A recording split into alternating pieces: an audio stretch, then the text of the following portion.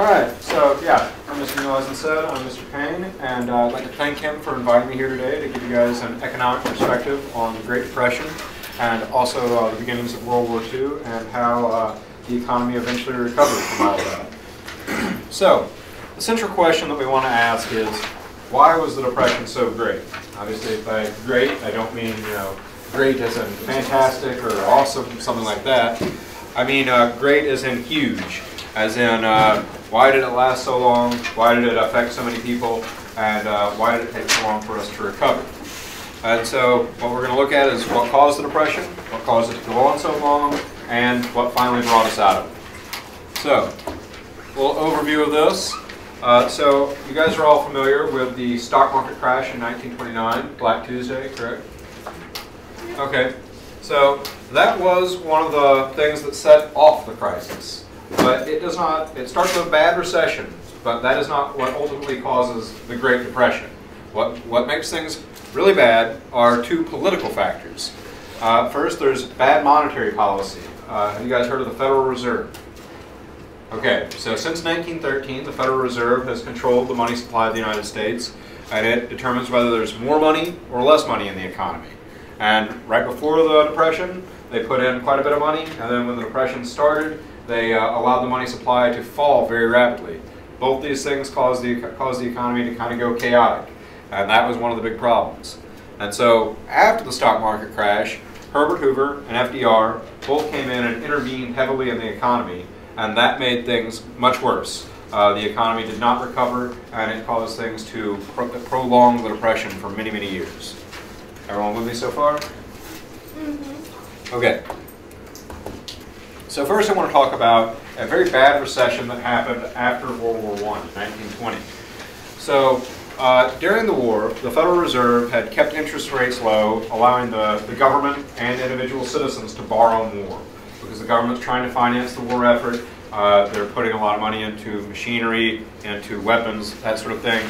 And businesses are also expanding because of the increase in the money supply. So what happens to prices when there's more money going around?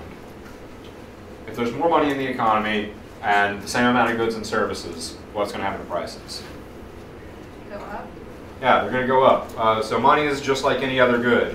If you expand the amount of it, the price of it falls. And when we're talking about money, the price of it is what you can buy with it. So you're able to buy less. Prices are going up during the war. And so when prices go up, if you're a businessman, you see prices going up, and what do you think? You gotta raise your prices too. Yeah, and if you raise your prices, what can you make more of? Money. Yeah, so you're thinking, you see a profit opportunity here. Prices are going up. People think, oh, well, now's a good time to get into business. Prices are a signal that it's if they're going up, get in that business. So then, when the money supply falls after the war, what happens to prices? If when the money supply goes up, prices will go up. What happens when the money supply falls? Prices go down. Yeah, prices go down, and a lot of these businesses that seemed like good ideas initially, they're not such good ideas, and so a lot of people go bankrupt and they go out of business, and so that hurts the economy. And so during this recession, prices fell by 20%. Gross national product, that is everything that we make in this country, that fell by 17%. And unemployment rose to 12%. Now, I don't know, you guys are aware that we're still sort of in a recession right now, right? Like to present day. Right? Does anyone know what the unemployment rate is right now? Take a guess. 9. Very close. 9.5% basically. So we're at 9.5%. This is one of the worst recessions since the Depression. So we're at 9.5%. In this recession, unemployment got to 12%. So this was a very bad recession. But not many people today remember it because it was very brief.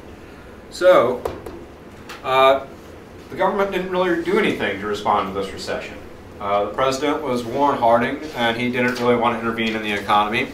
And so he cut federal spending by nearly half from 1920 and 1922. And then he also cut tax revenues by 40%.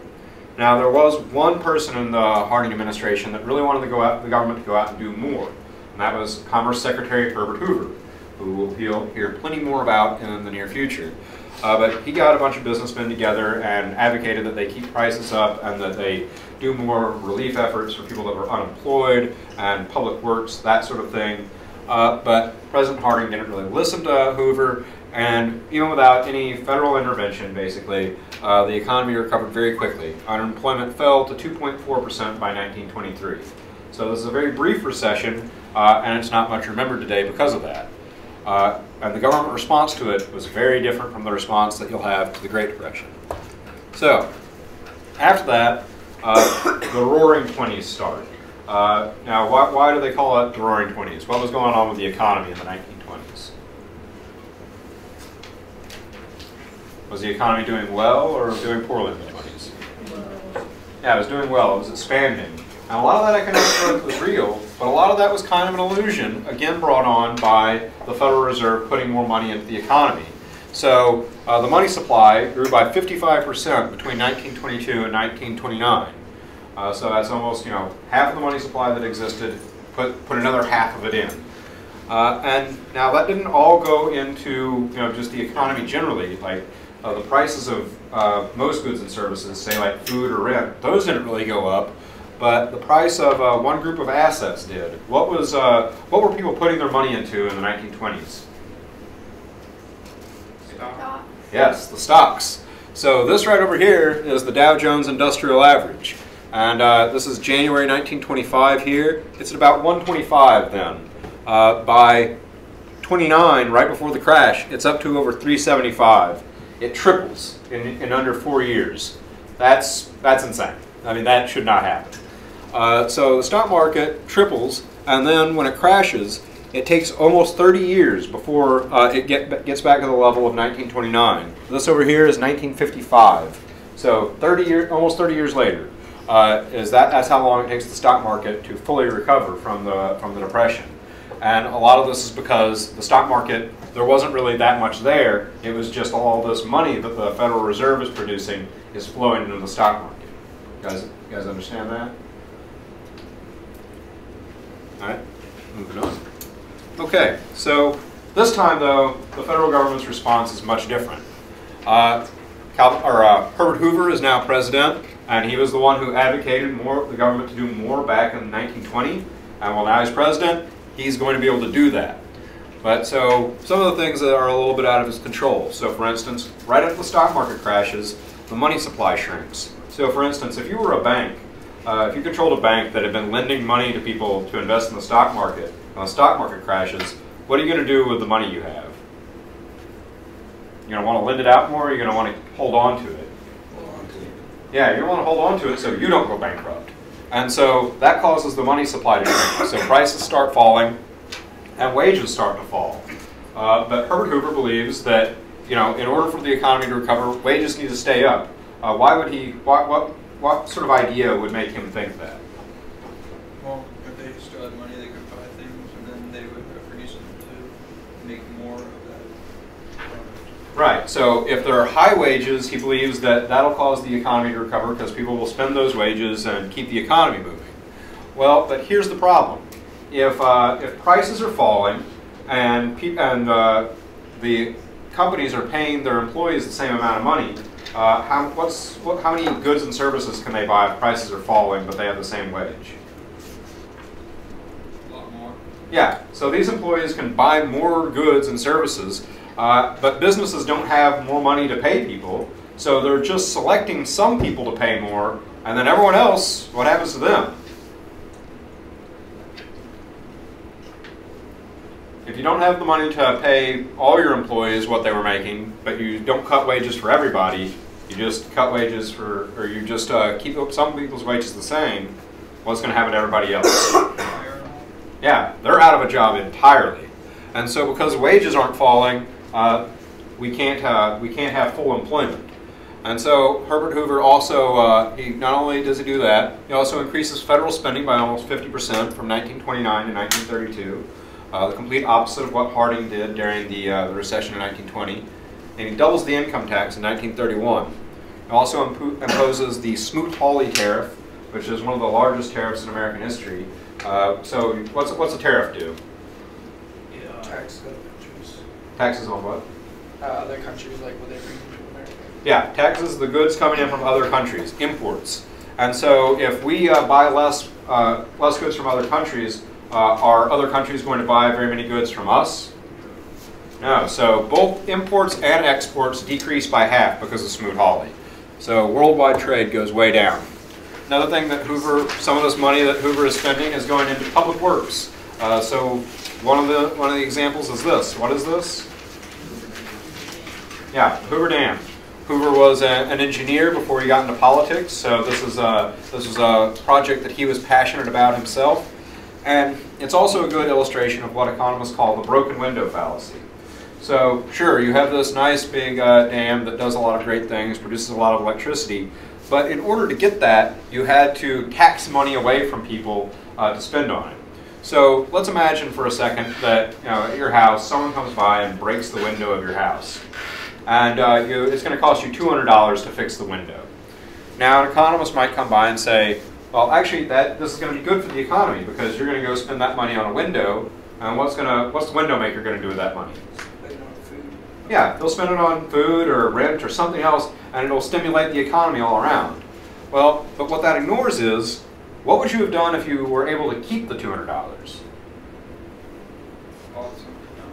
Yeah, you would have been able to buy something else. So as opposed to just having a new window and that guy getting to spend more money, you would have the window and maybe a new iPod, and that guy could have spent the money.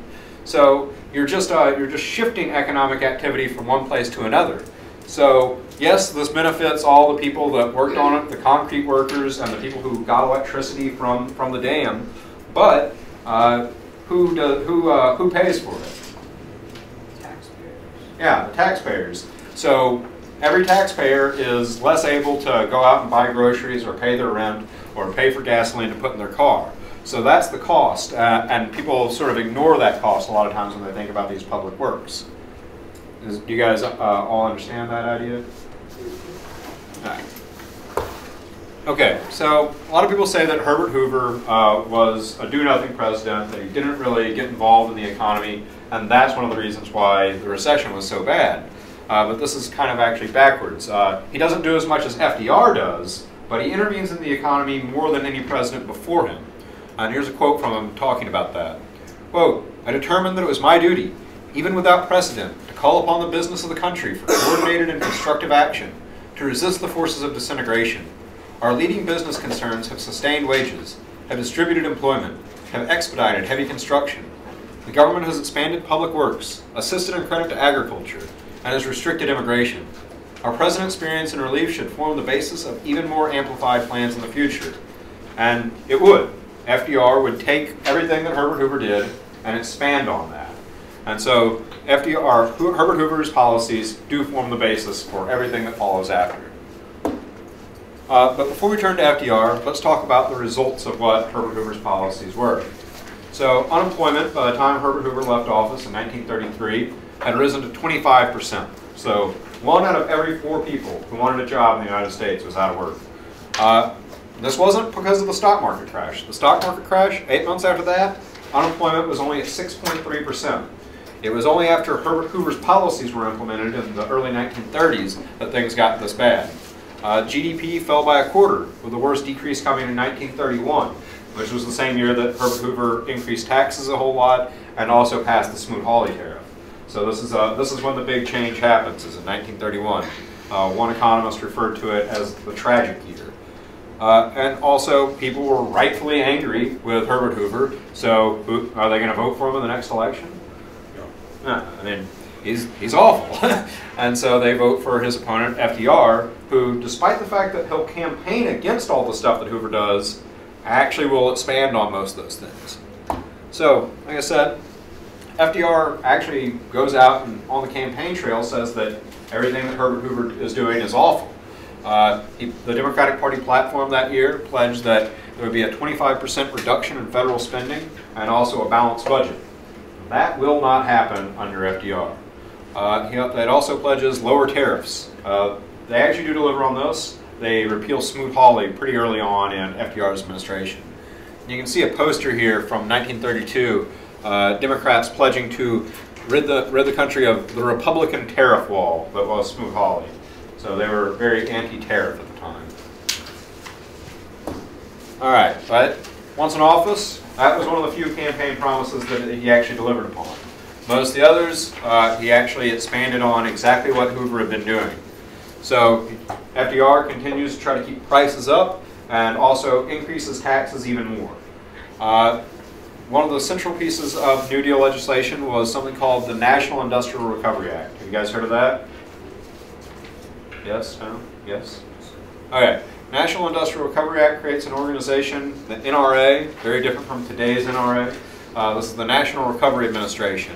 And what they do is they suspend antitrust laws. Can someone explain what an antitrust law is?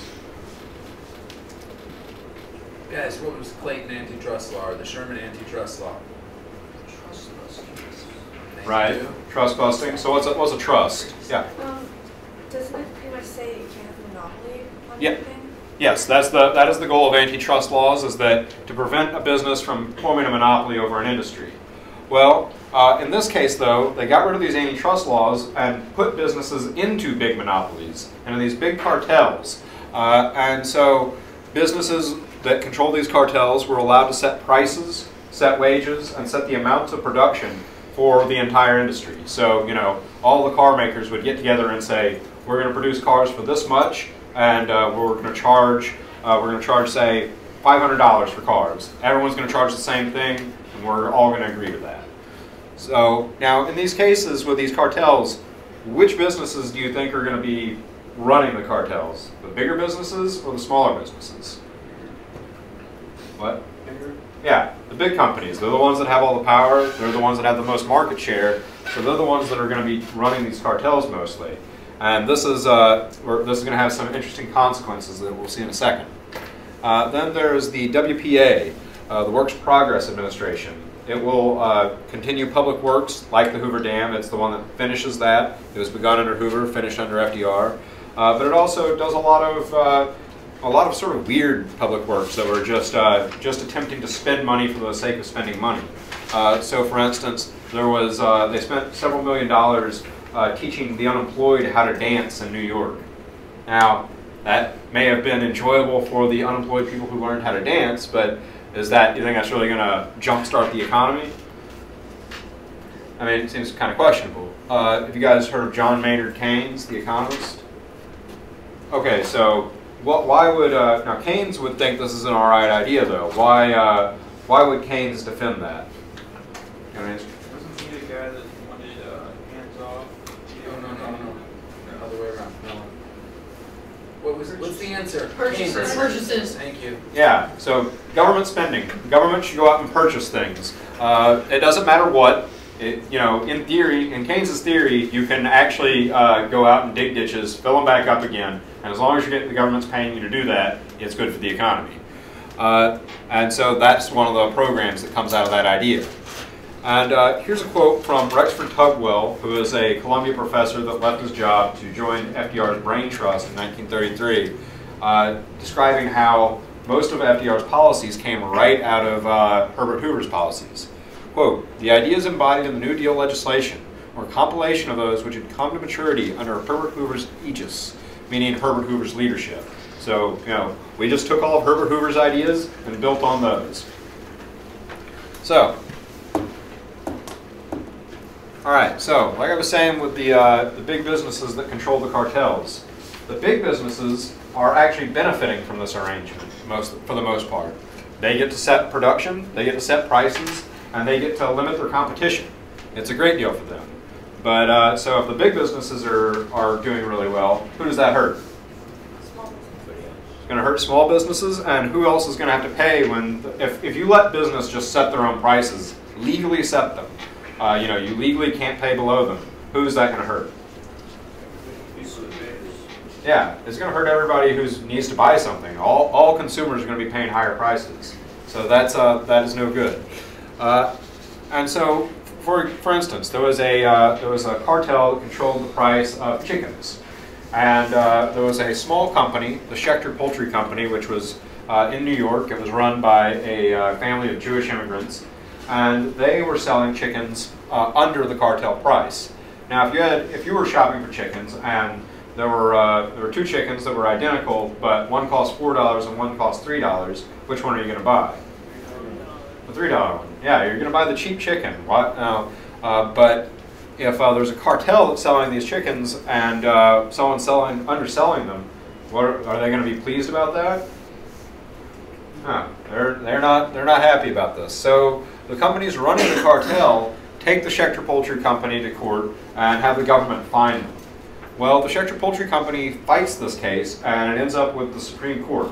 And the Supreme Court declares that the National Industrial Recovery Act is in part unconstitutional because it granted these companies the power to set prices and set production. The Supreme Court said that Congress could do that, but they couldn't just hand that power off to these companies.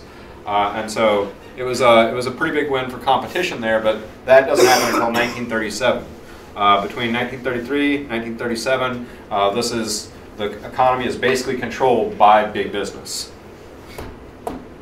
Okay, so also there were discriminatory effects of the National Recovery Administration. Minorities, particularly blacks, were forced out of the labor force by a lot of these laws. The most important in this case were the federal minimum wage, which was instituted in the New Deal, and also forced unionization.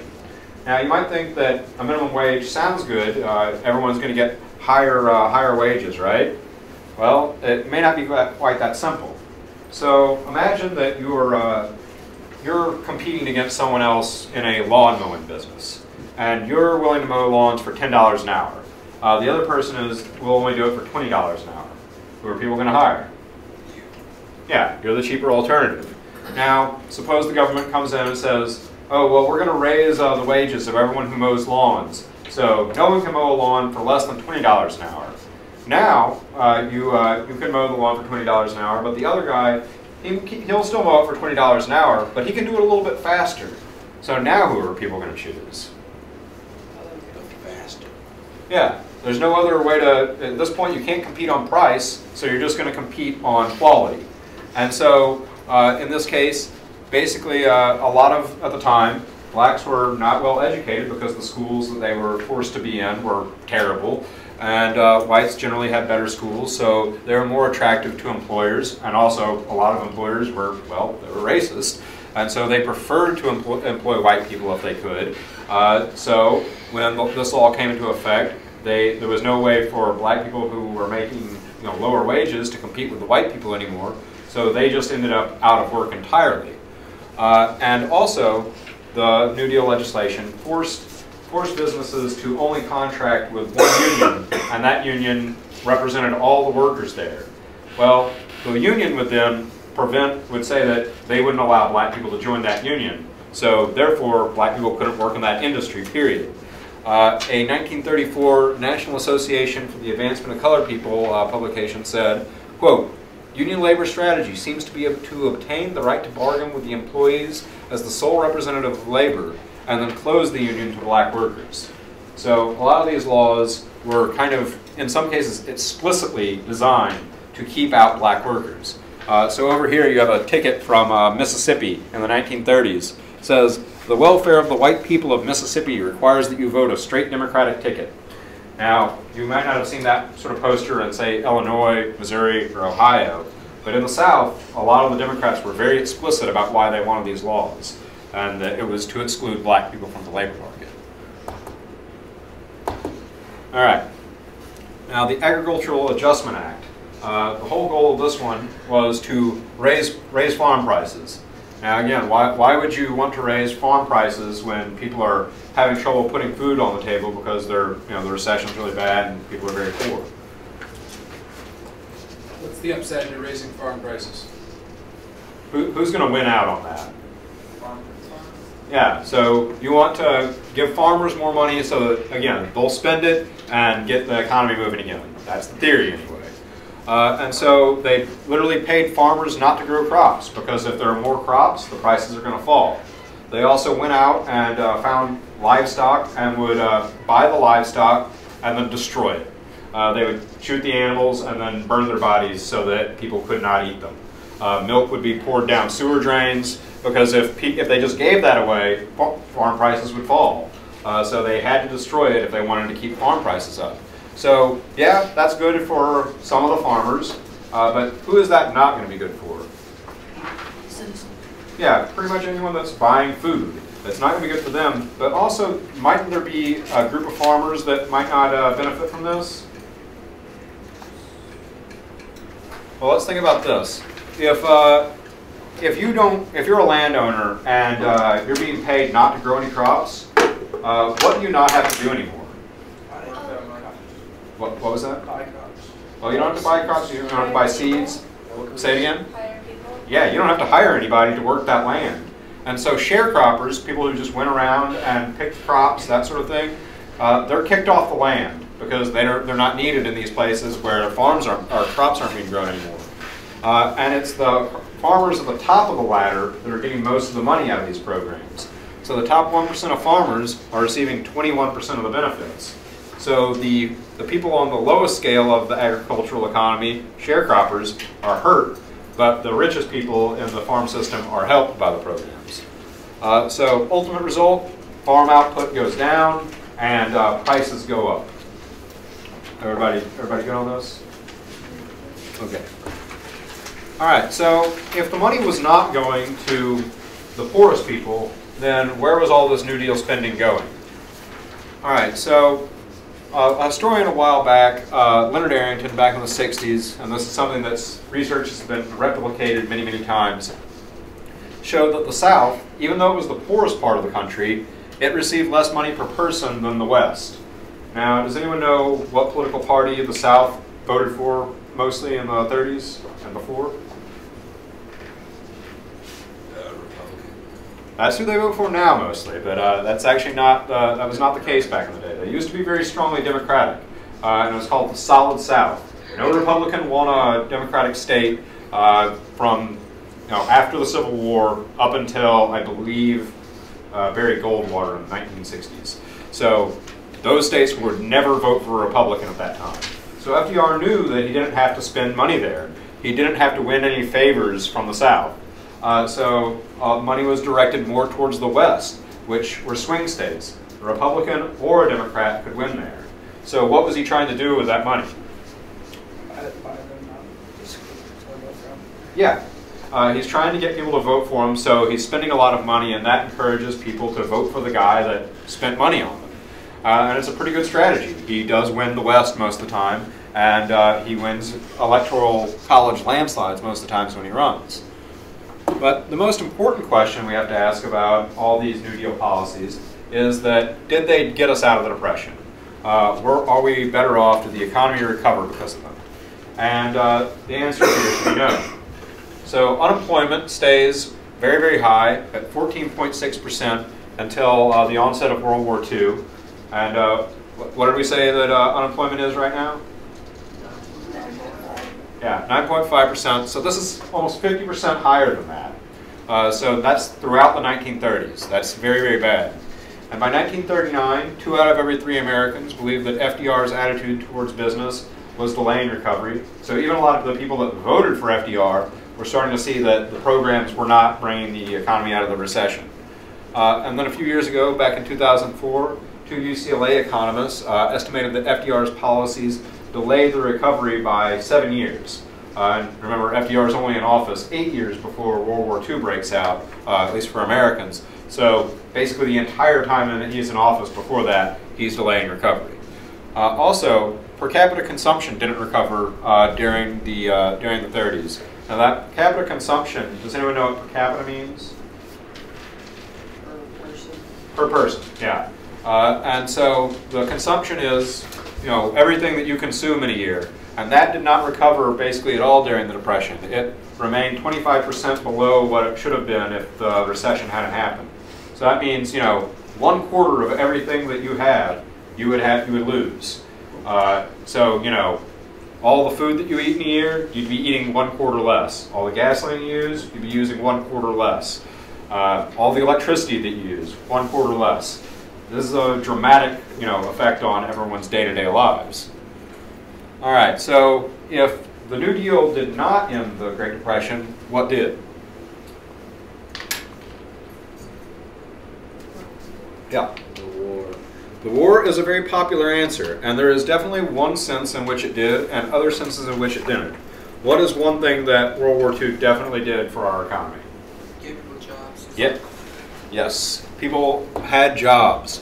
People were sent back to work by the war. There's no doubt about that. So people were drafted into the Army, other people enlisted into the Army, and also we had to have all these industries producing things for them to fight. So unemployment fell to 7% by 1942 and to 1.3% by 1944, which is essentially the lowest that we've ever had in this country and probably ever will have. But what sort of stuff are we producing? We're producing lots of stuff, but what is it? Tanks. Tanks, guns, other examples? Uniforms. Ships, yeah. These are things that are very necessary to fight a war, but you can't eat a battleship. I mean, you could try, but I don't think it would be a good idea. So the consumer economy is not expanding at all. The government economy is expanding quite a bit, and we're producing a lot of stuff, but it's nothing that consumers can use. So a few years ago, the Harvard economist Robert Barrow found that for every dollar spent on the war, the rest of the economy shrank by 20%. So people are still, their consumption is still going down further. A lot of stuff became simply unavailable during the war for consumers. So if you wanted a new car in 1944, what were your options? A tank. Yeah, that is pretty much what, and you can't really buy a tank. So, but Ford, GM, they're all making Jeeps, tanks. You cannot buy a new car as a consumer in 1944. Meat, sugar, most food staples you cannot buy during the war, at least in an unlimited quantity. You got rationing coupons and would have to go take them in, and you got your allotment for the week, and if you wanted more, well, tough. With no amount of money could you buy more, unless you bought the rationing coupons on the black market. I mean, you could do that, but that wasn't legal. You could get arrested for it. So the consumer economy is still hurting, but we are producing a lot of stuff. So what actually ended the recession, finally, was that government spending went away. But now, a lot of the Keynesian economists, because remember, what does Keynes say the economy needs to get out of a recession? Purchases, government spending. They thought that once the war was over, things were going to get much, much worse. So Paul Samuelson, who is probably the most famous Keynesian economist in America at the time, here's what he predicted for the end of the war. The final conclusion to be drawn from our experience at the end of the last war, which was World War I, is inescapable. Were the war to end suddenly within the next 6 months, were we again planning to wind up our war effort in the greatest haste, to demobilize our armed forces, to liquidate price controls, to shift from astronomical deficits to even the large deficits of the 30s, then there would be ushered in the greatest period of unemployment and industrial dislocation which any economy has ever faced. Well, we did all those things. We demobilized the Army. 10 million men came out of the Army in 1946, went back into the civilian labor force. We ended price controls, and government spending fell from about 45% of the economy down to about 8% of the economy. Yet, there was no return to the Depression. The economy boomed after the war. The economy grew at one of the fastest rates in history. Now, this picture does not look as good as it looked on the screen back in my office the other day, so I apologize. But does anyone know what this is right here? Is that A neighborhood. It is a neighborhood, yeah. So this is a suburban neighborhood, one of the most famous in all of history. It's called Levittown. There were many of these built throughout the country, but this is the first one built on Long Island in New York. And so this is one of the big things that booms after the war. People come back, they have money that they have saved up, basically in the form of war bonds that were bought during the war. The government paid that money back, and people put that money into houses. It's not you. So, all right. Confusion with the bells. So now that the economy is set free from all this government intervention, the economy booms at one of the fastest rates in history for almost 25 years. And so once the government got out of the way, the Depression was ended by the interactions of the market. This is a real privilege, so say thank you, Mr. Payne.